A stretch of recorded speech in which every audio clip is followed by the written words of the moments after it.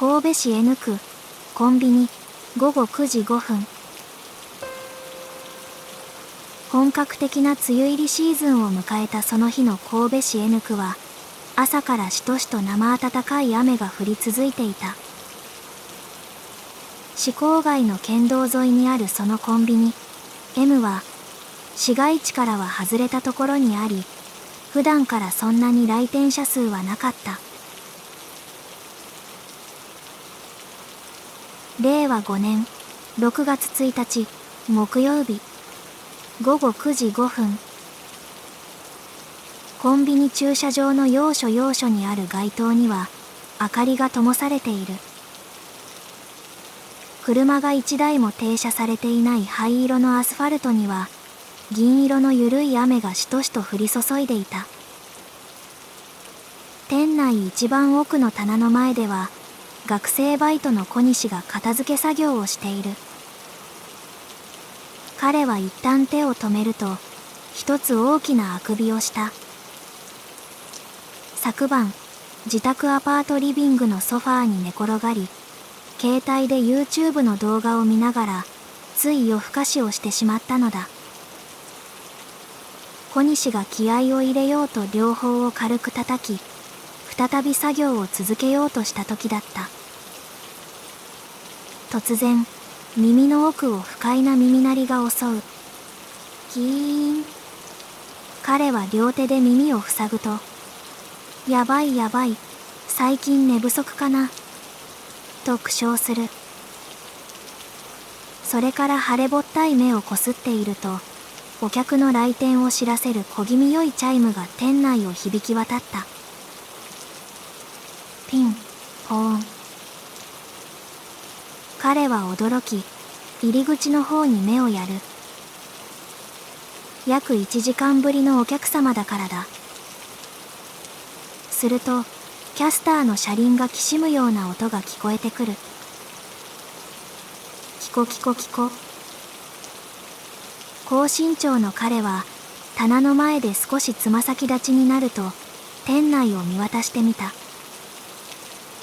そして店舗正面ショーウィンドウ前に並ぶ書籍棚の前を奇妙な何かがゆっくり移動していることに気づく。それは人のシルエットをした影のような何か。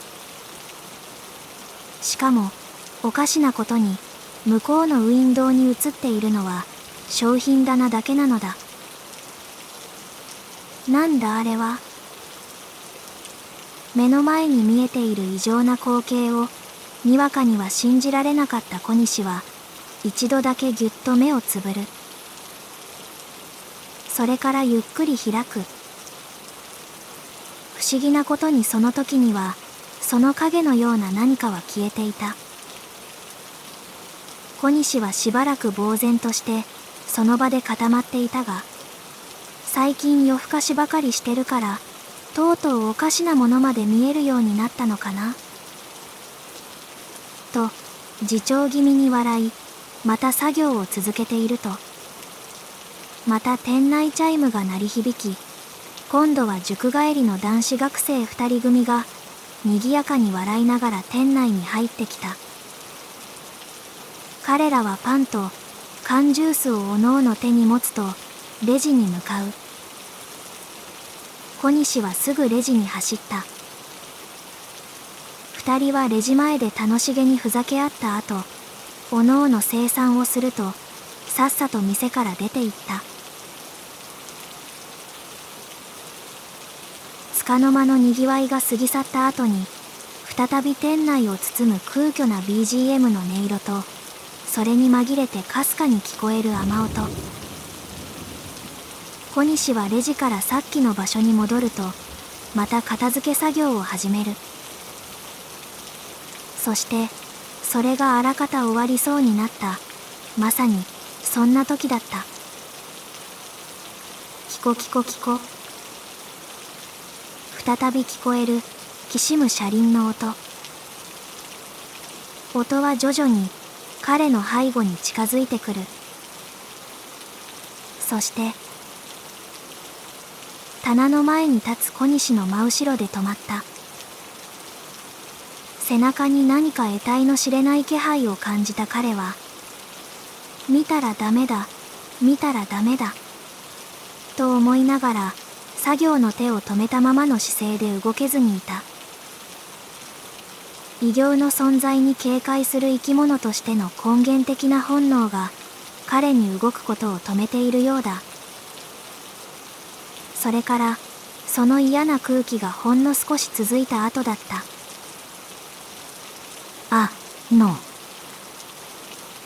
背後からかすかに聞こえる、まるでテープをスローにして再生したような、低くくぐもったような声。小西は懸命に同じ体勢を崩さないようにしながら無言で耐えていた。それからしばらくの間が過ぎるとまたキコキコキコ、またあのきしむ車輪の音。そしてそれは少しずつ遠のいていく、遠のいていく、遠のいて、店内チャイム音が鳴り響き、自動ドアが開いた。小西は何かに惹かれるように小走りで店入り口のあたりまで走る。そしてガラス越しに駐車場を見た。視界に入ったのは雨に煙る区画されただだっ広いアスファルト。そこには一台の車も止まっておらず、人の姿もない。肩透かしを食らったように感じた彼がレジに行こうと書籍棚の前を2、3歩歩いた時だった。小西は左側から刺すような視線を感じる。それでそちらに目をやった途端、背筋を冷たい何かが突き抜け、思わず後方に数歩下がる。そこは書籍棚背後にあるショーウィンドウ。そこから少し離れた薄暗いアスファルトにポツンと人が立っている。白いブラウスに膝丈で紺色のスカート姿の女が傘もささずに、降りしきる雨のせいで前髪は額にべったりくっつき、顎先からポタポタと水が滴り落ちている。真横にはぴったり寄り添うように一台の乳母車があった。ただ小西が目を見張ったのは女の異常な所作ではなく、その尋常ではない風景だった。その顔の左半分だけがどす黒く奇妙によじれており、目も鼻も口も本来の位置からかなりずれている。そして左肩を下側に傾け、腕をだらんと垂らし、紺のスカート裾下から覗く左足は紫色でパンパンに腫れ上がっていた。しかも傍らにある乳母車はまるで高い場所から落としたかのように金属のフレームがあちこちねじ曲がりボロボロである。中に敷かれた小さな掛け布団の狭間からは赤ん坊のものらしき手だけがちょこんと出ているのが見えていた。女は半分飛び出た左眼球で店内をじっと睨んでいる。それから女は何やらブツブツつぶやき、乳母車を押しながらよろよろと歩き出すと、雨で白く煙る灰色のアスファルトのどこかに消えていった。小西はそれからも息を殺しながらその場に立ち尽くしていたが、やがてふっと気を取り直す。そしてレジ台のところまで行き、その前に立ち一息つくと、ふと正面奥の柱にある時計に目をやった。9時30分か。あと約30分でオーナーが上から降りてきたらバイト終わりだな。店のオーナーは店舗の2階に居住しているのだ。すると店内チャイムが鳴り響き、一人の女が入ってきた。女は棚から2リットル入りの紙パック焼酎を取ると歩き進む。そしてまっすぐずかずかとレジ前に立つと、乱暴に紙パックの酒を置いた。腰まであるパサついた茶髪をソバージュにし、上下ピンク色のスウェット姿をしたかなり奇抜な見た目のおばちゃんだ。50前後というところか。彼女はシミだらけのすっぴんの顔でニコリともせずに、いきなり一言、28と言った。小西はわけがわからず、はあ、と聞き返す。するとおばちゃんは今度少しイラついた様子で、はあ、28と言うたら28や、と言った。酒臭い。小西がまだ困ったような顔をしてると、彼女は面倒くさそうに、ほらそこ、と小西の背後を指さす。ようやく合点した彼は、ああ、タバコですね、と言うと背後の棚から取り出し、おばちゃんの前に置いた。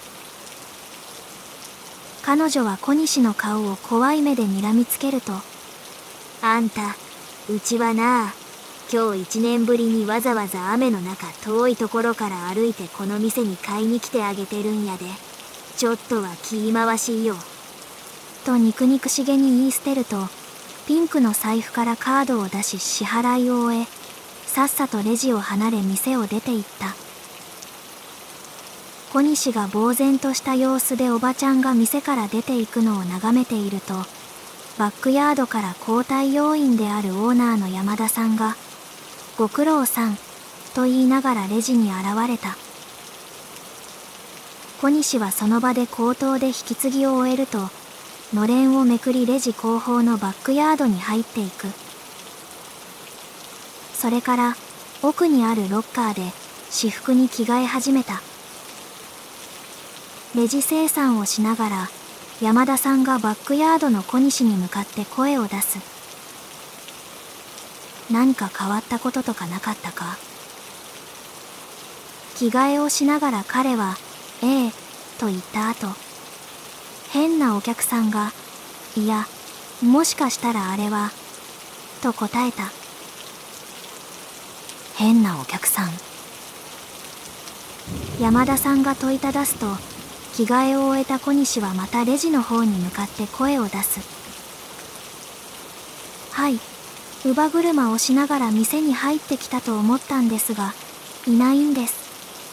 ただ気配だけはあって、結局出て行ったんですが。出て行った、それで。改めて問う山田さんに対して、再び小西が答える。いや、それがですね、実はその女の人は帰ってなくて、なぜか書籍棚後ろのガラス面から少し離れたところで立っていて、店内をじっと睨んでいたんですよ。僕、それ見た瞬間、ゾッとしたんです。というのは、あんまりこんなこと言っちゃいけないかもしれませんが、その人、つまり見た目が気の毒なくらいひどくて、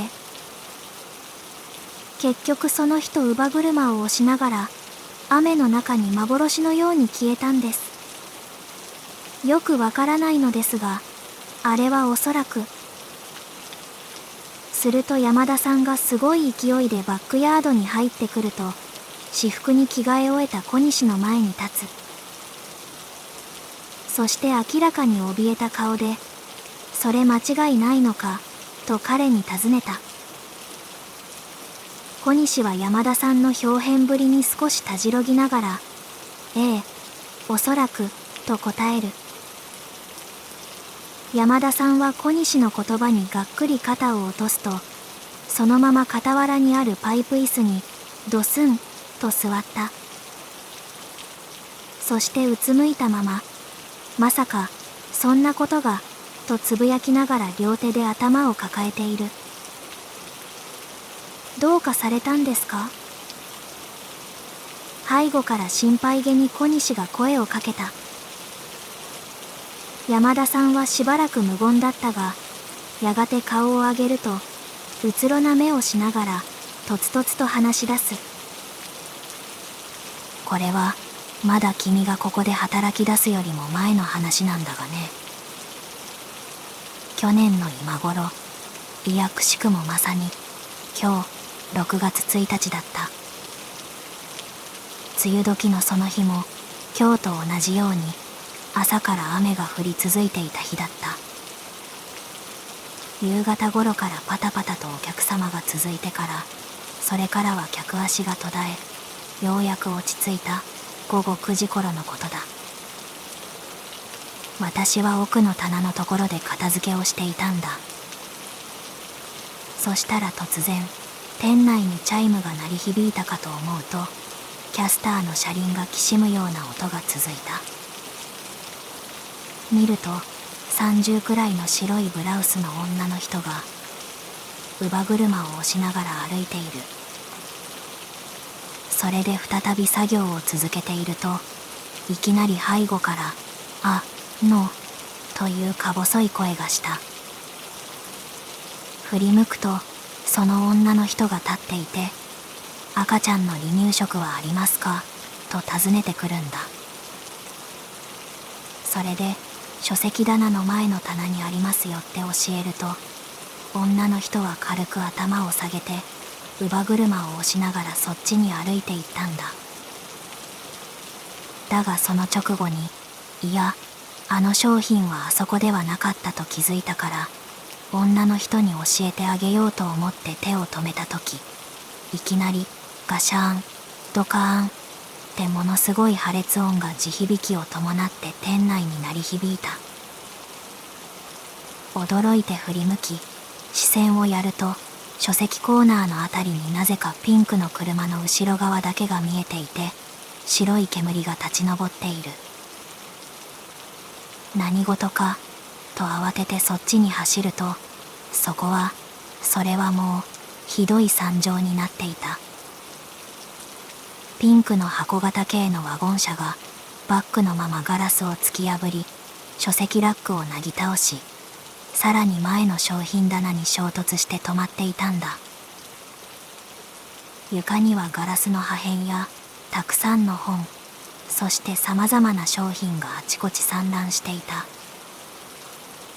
運転席を覗くと、ロングの茶髪をソバージュにした中年の女がハンドルに突っ伏して「チキショー、バカ野郎」と繰り返している。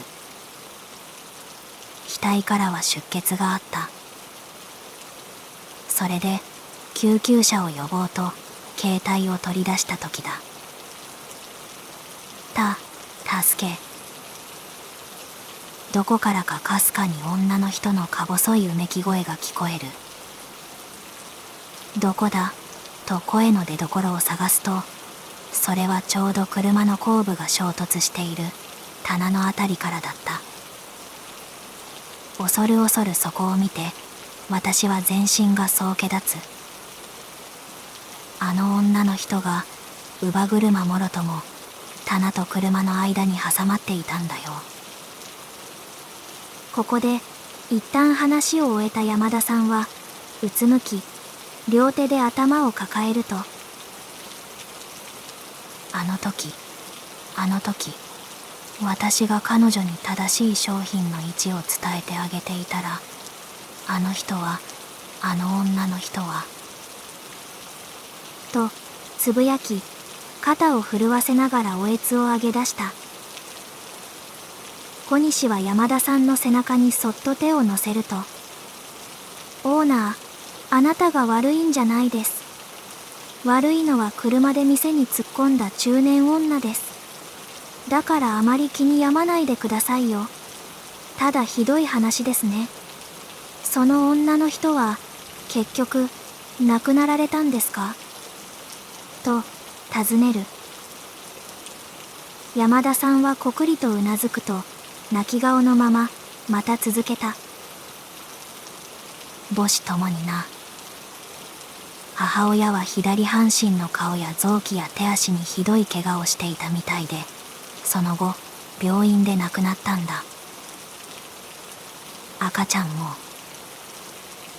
後から警察の人から聞いたんだが、うちで酒を買った中年女がアクセルとブレーキを踏み間違えてバックで店のウィンドウに勢いよく突っ込んだみたいだ。それでよくよく聞くと、その人うちの常連さんだったんだけどな。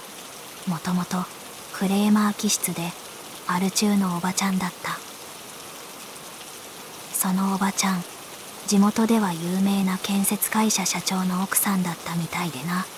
結局なぜか不起訴になって罰金だけで済んだらしくて、数ヶ月後にはしれっとまたうちに買い物に来たもんだから、その時はさすがにもう二度と来るなと言ってやったよ。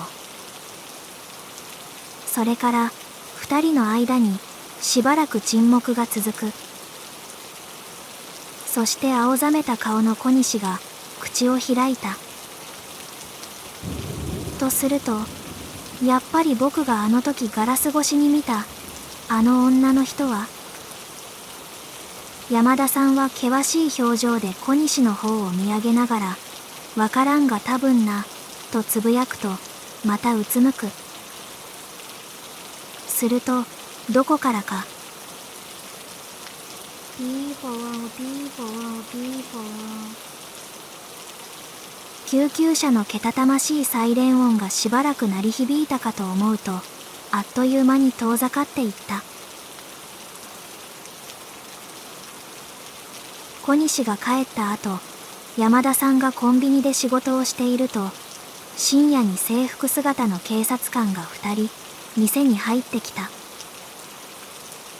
そして、少し話を聞かせてほしいというので、彼はレジ越しに話すことにする。まず若い方の警察官が口を開く。実は午後10時前のことなんですが、この店前の横断歩道で交通事故がありましてね。被害者は49歳の女の人でした。どうやらお宅のこの店で買い物した直後のことだったみたいで。どんな事故だったんですか？山田さんが尋ねると、今度はもう一人の年配の警察官が口を開く。東京から九州方面に荷物を運んでいたベテランのトラック運転手が前の県道を西に向かって走っていたらしいんです。そしてこの店前の横断歩道に差し掛かった時、対面する信号は青で、左手の歩道にはピンクの服を着た被害者の女性と、その背後には白い服を着た女が信号待ちしていたということでした。それで運転手がそのままスピードを緩めずにそこを通過しようとした時です。突然ピンクの服の女性が駆け出してきて、トラックの正面に立つと、まるで当選簿をするかのように両手を上げたそうです。驚いた運転手は慌てて急ブレーキを踏み、右にハンドルを切ったのですが間に合わなくて、雨で濡れた路面にタイヤはスリップし、バンパーに女性を引っ掛けたまま反対車線向こうのブロック塀に突っ込んだようです。女性は車と塀の間に挟まれ、内臓破裂と出血多量で即死。現場は見るも悲惨な状況でした。運転手は今回のこの事故を起こすまでは無事故無違反の優良ドライバーだったみたいなんですが、事故を起こす直前に間近で見たヘッドライトに照らされた被害者女性のあふれんばかりの笑顔が脳裏からどうしても離れないと、今も頭を抱えて苦しんでいるようです。それで我々としても、山田さん、どうかされたんですか？ご気分でも悪いんですか？話の途中からみるみる顔色を青ざめていく山田さんを心配して声をかける警察官をよそに、彼はその場にへなへなと膝をつくと、呪いだ、あの女の呪いだ、とただひたすら繰り返していた。警察官が帰った後、山田さんは店内の入り口近くにある商品棚の前で陳列作業をしていた。彼は一旦手を止め、ふと柱の時計に目をやる。午前4時43分。そろそろ朝の配達が来る頃かな、と思っていた時だった。突然、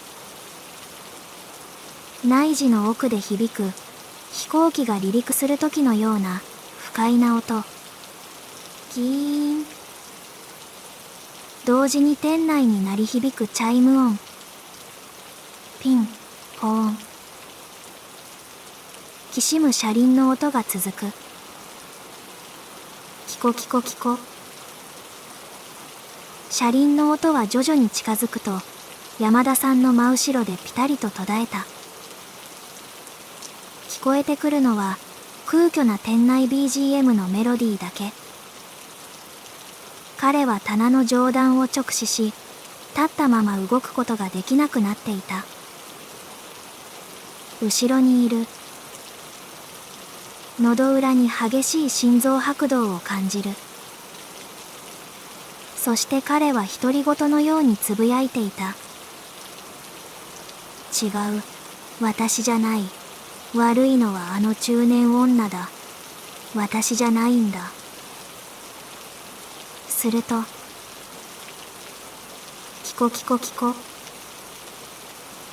車輪の音は遠ざかっていき、再びチャイムが鳴り、自動ドアの開く音がする。山田さんは一気に脱力し息を吐くと、その場でひざまずく。そしてしばらく、おえつを上げながら涙を流していた。それから、ようやく彼が落ち着きを取り戻し、立ち上がり振り向いた時だ。突然正面から差し込んだまばゆい白い光。驚いた彼はたまらず片手で目を覆う。次の瞬間、ガシャーン。地響きを伴った強烈な破壊音が店内に鳴り響いた。以下は令和5年6月2日の神戸の地元新聞夕刊社会面に掲載された内容。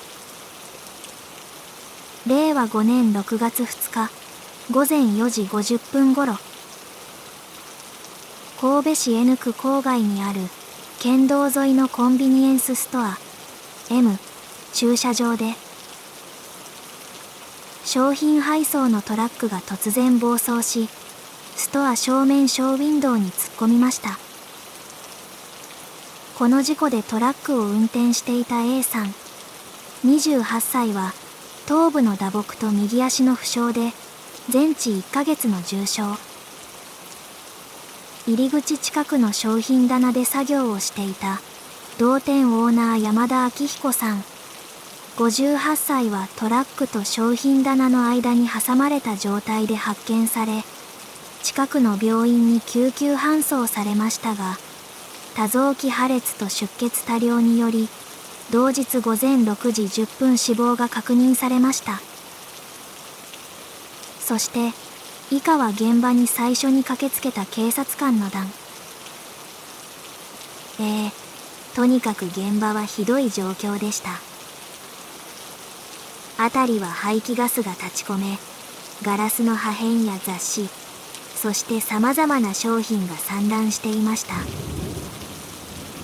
大きく大破したショーウィンドウの狭間からトラックが正面から店内に突っ込んでいて、商品棚に衝突しているんです。商品棚の方からうめき声がするのでそっちに走ると、制服姿の店員と思われる男性がひどい負傷を負って血だらけの状態で車と棚の間に挟まりぐったりしています。それでとにかく助けようとした時、キュルキュルというエンジン音がするので不審に思ってみると、車の前輪が未だ回転しているんです。これは危険だと思って今度は慌てて運転席の方に回りました。そしてウィンドウを覗いたとき、ぞっとしました。というのはA という若い男、額から血を流しながら、両目を大きく見開きハンドルを握ったまま、アクセルを踏んだ右足に力を込めていたんです。それで私慌ててドアを叩きながら、ここを開けなさい。アクセルから足を外しなさい。と叫びました。でも、彼は私の言葉に全く意に介することなく、薄笑いを浮かべながら、死ね死ね死ね、と何度も繰り返し、ただアクセルを踏み込んでいました。それで重低でウィンドウを叩き割ってから、やむを得ず右足に一発発砲したんです。その後、神戸市 N 区郊外の県道沿いにあったコンビニエンスストア M は取り壊され、令和6年の現在はアスファルトだけの平地にされ、売りに出されている。だが、未だに買い手は決まっていない。というのは、近隣の住民たちの間で、ある不気味な噂が囁かれているからだ。それは、雨降りの日、午後9時を過ぎる頃、その土地の前を通ると、だだっ広いアスファルトの真ん中に、コンビニの制服姿をした男がポツンと立っているというものだ。男は傘もささずに何をするでもなく、ただじっと、うつろな目をして立っているという。そして、そんな日にはなぜか、土地前の県道では車による人身事故が多発したりするらしい。それで住民たちは、この土地を呪われた土地と呼んでいるそうだ。